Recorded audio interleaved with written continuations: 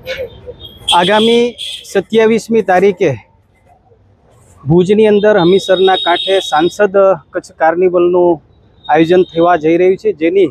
તૈયારીઓ અત્યારે ચાલુમાં છે અને ભવ્ય કાર્યક્રમ યોજવામાં આવશે। આપણા દેશના યશસ્વી વડાપ્રધાન શ્રી નરેન્દ્ર મોદી સાહેબ જ્યારે રાજ્યના મુખ્યમંત્રી હતા ત્યારે 2005થી 2013 સુધી સતત કચ્છ કાર્નિવલનું આયોજન થતું હતું અને ઓપરેશન સિંદૂર પછી જ્યારે કચ્છની ધરતી ઉપર આવ્યા ત્યારે એમણે અષાઢી બીજ કચ્છી નવા વર્ષની કચ્છવાસીઓને જ્યારે શુભકામના પાઠવી હતી, ત્યારે અમને અને અમારી ટીમને વિચાર આવ્યો કે પુનઃ એકવાર કચ્છ કાર્નિવલ યોજવામાં આવે અને જે ભવ્ય આયોજન થયું છે 64 જેટલા ટેબલો છે અને અલગ અલગ કૃતિઓના માધ્યમથી આ